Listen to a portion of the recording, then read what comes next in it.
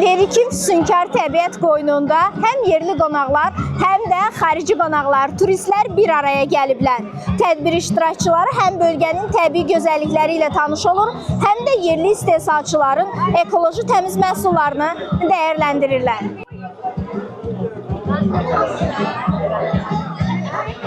Festivalın əsas məqsədi ekoturizm potensialının, agroekoturizm potensialının tanıdılması, eyni zamanda yerli fermerlərin turizmə inteqrasiya olunması və bölgəmizin geniş tanıtımını təqdim olunmalıdır. Ümid edirik ki, bu növ festivalların məhz bu mövsümdə təşkili turizmdə mövsümlüyün aradan qaldırılmasına xidmət edəcək. Turistlər festivala doğrudan da maraq göstəriblər. Həm təbii resurslar, həm də Cənub bölgəsinə məxsus mədəni irs və insanların qonaqpərvərliyi onların diqqətini çəkib. Məni çox maraqlandıran, çox çəkən, burada xanımın əl işləri var.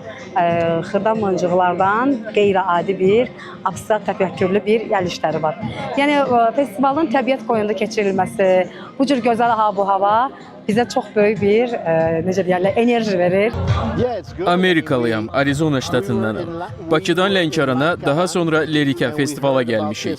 Dostumla buradayam. Bura gözəldir, çox maraqlıdır. Musiqi ilə yanaşı hər şey var. Heç vaxt Cənub bölgəsinə gəlməmişdim. Mənim üçün də maraqlı oldu ki, bu bölgəni gəlim görüm. Maraqlı oldu, stendlər çox maraqlıdır, izcilər var burada. Lerikin yeməklərini gəlib yerində yemək bizim üçün xoş oldu. Festival çərçivəsində müxtəlif mövzularda sərgilər nümayiş olunub, interaktiv təqdimatlar keçirilib.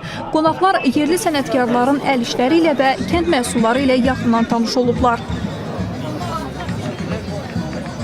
Biz bugün Masallıdan Roqren Floristi olaraq Lerikin Uzqardağ kəndinə bu ekofestivala qoşularaq gəlmişik. Bizim müxtəlif masaüstü dibçək güllərimiz, promo məhsullarımız və həmçinin də özəl gün hədiyyələrimiz mövcuddur. Bu günləri biz həm yerli, həm də ki, mövsümi yeməklərlə bu günki tədbirdə iştirak edirik. Yeməklərimiz kükü, ləvəngi badımcan, ləvəngi toyuq, ləvəngi balıq sümüksüz, balıq xəmirdə, murquturş yeməyimiz var, fincanımız var. Daha çox qonaqlarımız ləvəngi çeşidləri ilə daha çox maraqlandılar. Lerikin Eko Festivalında ən maraqlı məqam 1 kiloqram 850 qram olan Zuvan kəndinə məxsus olan yerli kartofdur. Eko Festivalın Cənub bölgəsində ənənəyə çevrilməsi və hər il bir rayonda keçirilməsi nəzərdə tutulub. Nuranə Tələt qızı, Şahin İlhamoğlu, Rəhli Radi qızı, ASTV xəbər.